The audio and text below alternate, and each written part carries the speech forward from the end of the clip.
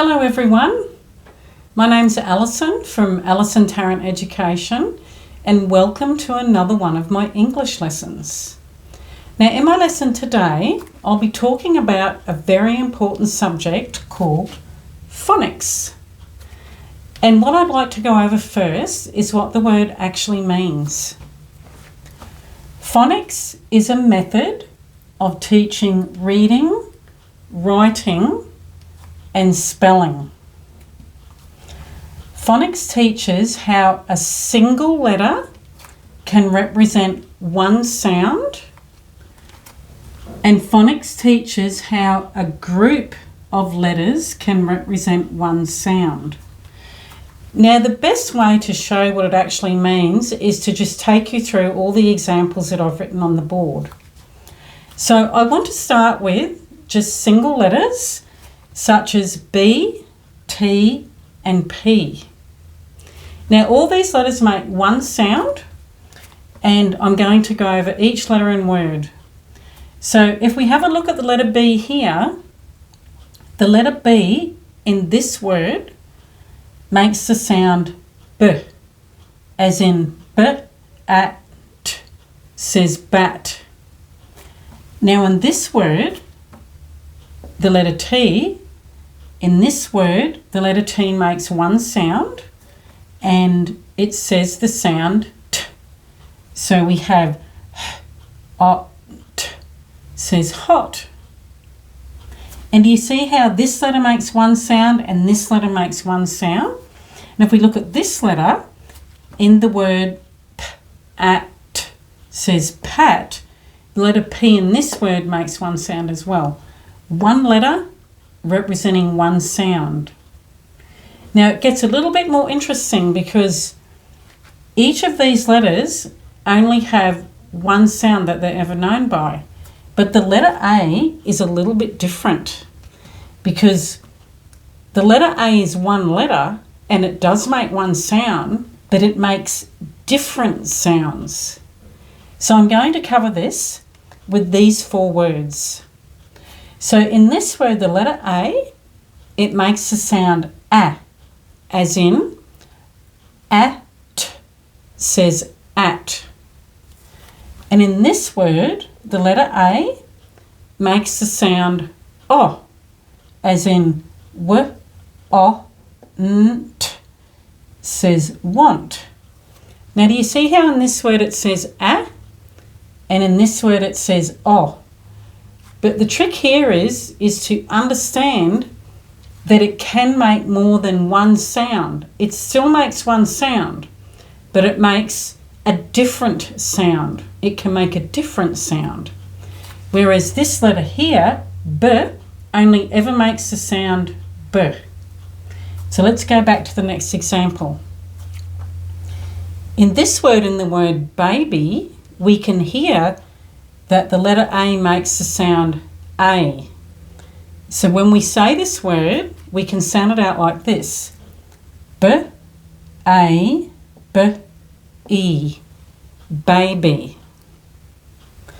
And then when we look at the next word, fast, the letter A makes the sound R. So if we say this word and we sound it out, f, R, s, t, fast. So you have the letter A in four different words. It makes four different sounds. That's quite interesting, isn't it? And let's just take a look at my next example using the letter Y. Now, as you can see, the letter Y is just one letter and it's representing one sound in this word. So here we have the word pony. And when we sound it out, it sounds like this. P, O, N, E, pony. So the letter Y in this word makes the sound E. And in this word, it makes the sound I. Sk, I, sky. The letter Y in this word makes the sound I. And in this word, the letter Y in yes makes the sound y, y, says yes. Now, they are your single letters representing one sound. Now, let's go over to the other side of the board and see how phonics teaches how a group of letters can represent one sound. Now, if you look at this side of the board here, this is a group of letters because it's two or more letters. All these are groups of letters. They're not a single letter anymore like all the letters over here. They're single letters representing one sound. These are groups of letters representing one sound. And I want to start with this here. Now these are the letters S, H, and when they're grouped together, they make one sound, which is sh. So we have sh, oh, p, says shop. And in the next combination of letters, we have T, C, H. Now this combination of letters makes the sound ch, as in match. So when we sound this out, it sounds like this. A, ch.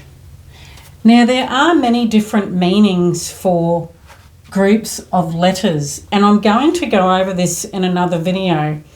For example, you may have a digraph, which is just two letters representing one sound, or a trigraph is three letters representing one sound. But in my phonics program, I actually will be calling them letter teams. And there'll be a separate video covering those three things after this one, or a little bit after this one. So let's continue with the next group of letters. So we have E-I-G-H, E-I-G-H. Now these two examples, they are a group of letters representing one sound, and like the A and the Y, they make different sounds in the word. Now for example, E-I-G-H in height, the E-I-G-H makes the sound I. I, t, height. And in this word, it makes a completely different sound. E-I-G-H makes the sound A, as in weight. W, A, t. So I think that's very interesting. You have a G and an H and a G and an H in this group of letters, but they make a completely different sound. But that's what phonics is. You're getting all of these letters and you're blending them together in some way, and they're making a sound, and then you're forming a word. It's quite amazing, the English language, I think. It's a very interesting language. I really love the English language indeed. So let's have a look at the next few examples. We have two lots of double O and double O, but in this word, the double O says O, as in book. So we have B, book, says book. And in this word, we have the double O that says oo, as in moon. Moon.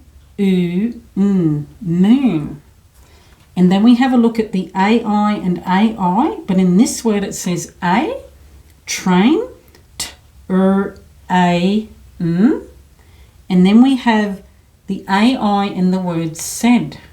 But here it doesn't make the sound I, it says E. It says E, not A. So we go S-E-D, says said. So now the last two examples, EA and EA. In this word it says E, in this word it says E. So we've got S, E, T. And in the other word we have B, E, D, as in bread. Now if you found my introduction to phonics video interesting, I welcome you to watch all my other videos that I'll be making or have made on phonics already. If you are watching this from a social media platform, or maybe from my course platform or my many websites, You are welcome to subscribe so you can get the latest videos as I make them. And I hope this cleared up any confusion that you may have had with the word phonics. And thank you so much for watching.